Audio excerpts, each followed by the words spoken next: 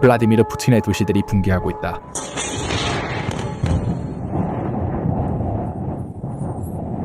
벨고로드 지역의 주지사와 벼체슬라프 클라드코프는 지역의 대피를 명령했습니다. 만약 당신에게 11살 이상의 학령기 자녀가 있다면 우리는 이미 익숙한 다른 지역, 예를 들어 크림 공화국으로 그들을 보낼 준비가 되어 있습니다. 이것은 실패의 인정이었고 공황의 물결을 촉발시켰습니다. 사람들은 이제 더 안전한 지역으로 도망가는 것만을 생각하고 있습니다. 사건의 기술적 해부를 살펴보면 무작위로 발사된 탄약이 아니라 외과적 정밀함으로 계획된 체계적인 실행을 볼 수 있습니다. 우크라이나는 20개의 탄도미사일, 10개의 순항미사일, 수백 대의 카미카제 드론으로 정교한 공격을 수행했습니다. 벨고로드와 브리안스크 상공은 네프튠과 플라밍고 미사일로 지옥이 되었습니다. 공격의 결과는 러시아인들에게 치명적이었습니다. 60만 명이 즉시 전기와 난방 없이 남겨졌습니다. 간단히 말해서 드디어 나 자신에게 돈을 아끼지 않기로 결심하고 사랑하는 나 자신을 위해 강력한 히터를 샀습니다.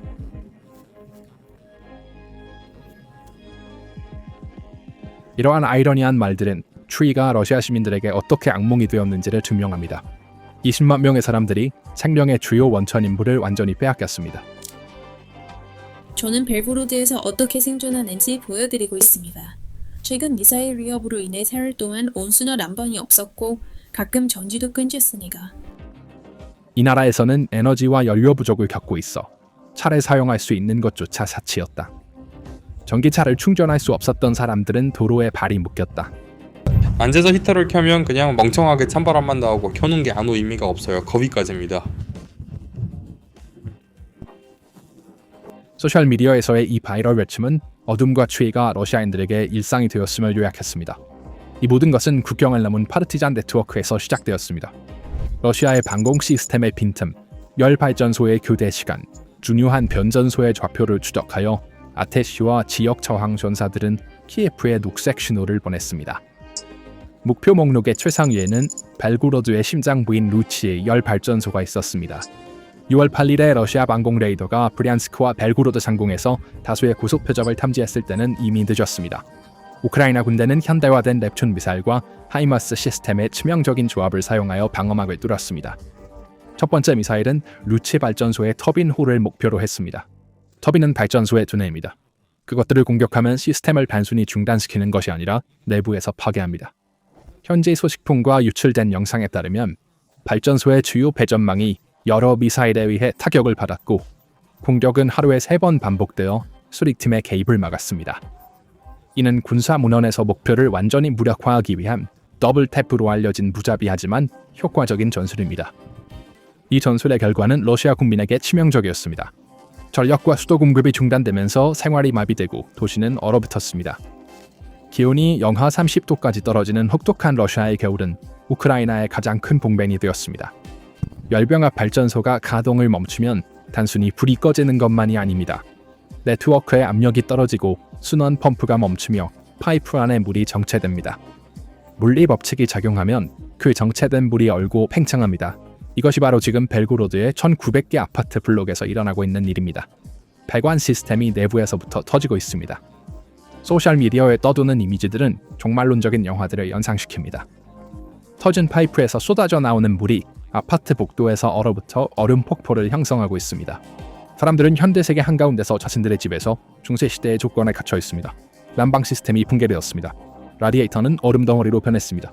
우크라이나는 단순히 건물을 공격한 것이 아니라 도시의 전체 생명 유지 시스템을 끊었습니다.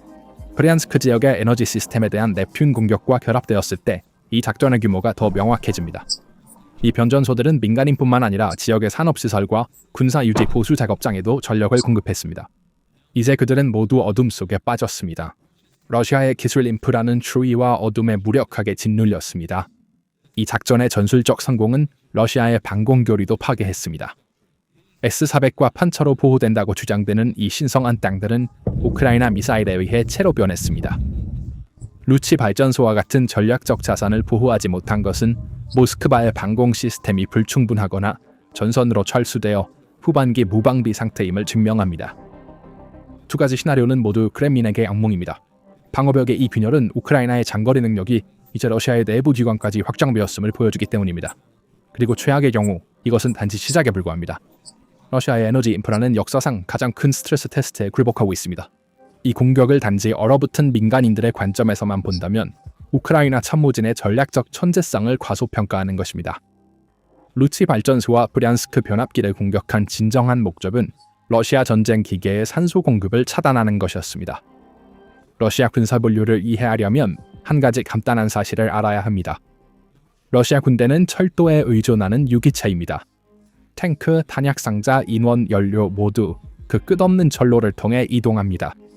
그리고 러시아의 이 거대한 철도망의 90%는 전기 기관차로 운항됩니다. 전기가 없으면 기차도 없습니다. 기차가 없으면 전선에 탄약이 공급되지 않습니다. 그 방정식은 그렇게 간단하며 그 결과는 크렘린에 치명적입니다. 우크라이나 국경에서 불과 50km 떨어진 곳에 위치한 벨고로드와 브리안스크는 단순한 도시가 아니라 모스크바에서 남부 전선으로 이어지는 공급선이 갈라지는 거대한 물류 허브입니다. 이 지역의 변전소 파괴는 하르키우와 돈바스 전선을 공급하는 철강강을 말라버리게 했습니다. 루치 발전소가 가동 중단되었을 때 단지 가정의 불빛만 꺼진 것이 아니었습니다. 철도 신호 시스템, 스위치, 가선의 전력을 공급하는 발전소도 멈췄습니다. 바로 이 순간 혼란은 더욱 심화됩니다. 정전으로 인한 어둠을 이용하여 저항군은 브리안스크에서 군수품 운송을 완전히 중단시키기 위한 최종 행동에 나섰습니다. 현장 보고에 따르면 러시아 연방전선의 2개의 중요한 환승역이 불에 탔다고 합니다. 그들은 또한 군용 열차에 적극적으로 사용되던 모스크바 철도의 중요한 구간을 물리적으로 파괴했다고 합니다. 전선 보급품과 그 분배를 위한 수많은 자원이 이곳을 끊임없이 통과하고 있었습니다. 반대 방향으로 향하는 손상된 장비의 수리 라인조차 차단되었습니다. 이는 이 방향에서 러시아 군대의 작전 능력에 대한 내부의 치명적인 공격으로 전략적으로 중요한 철도 노선을 잃었습니다. 물류 라인뿐만 아니라 군대의 신경체계가 내부에서 공격받고 있습니다. 혼란 속에서 에이전트 아테쉬가 나타나 벨고로드 지역의 중요한 통신시설을 목표로 삼았습니다. 현장 정보에 따르면 한 요원이 거대한 통신탑 기지의 하드웨어 모듈에 불을 질러 시설을 완전히 무력화시켰습니다. 이것은 단순한 방화가 아닙니다. 이는 정교한 사보타주로 정전 시 러시아 지휘센터가 전환할 것으로 예상되었던 백업 통신망을 완전히 파괴했습니다.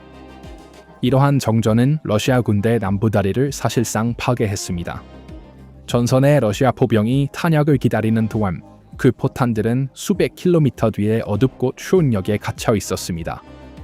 더 깊이 파고들면 이러한 물류적 교착 상태는 러시아 군대의 작전 능력을 무력화합니다. 루치알 발전소는 민간 전력망뿐만 아니라 지역의 군사기지, 수리작업장, 통신센터에도 전력을 공급했습니다. 전력이 끊기자 손상된 탱크를 수리하던 작업장의 크레인이 멈췄습니다. 용접기계는 조용해졌습니다. 전선과 모스크바 간의 데이터 흐름을 제공하는 군사 서버는 예비 발전기로 전환되었습니다. 그러나 연료 공급 중단으로 인해 이러한 시스템도 하나씩 중단되었습니다. 벨고로드의 군사기지에 있는 군인들은 민간인들과 마찬가지로 동절의 위협에 직면해 있습니다. 스스로를 따뜻하게 할 수 없고 씻을 수 없고 소통할 수 없는 수비대의 전투 의지는 미사일 공격을 받지 않아도 무너집니다. 민간 측의 파괴는 이 군사적 재앙을 부추기는 혼란을 일으키고 있습니다. 펌프가 멈추면서 수도망이 붕괴되었습니다. 20만 명이 물 없이 지내고 있습니다. 도시에서 물과 전기가 동시에 끊기면 그 도시는 더 이상 살 곳이 아니라 상존의 무대가 됩니다.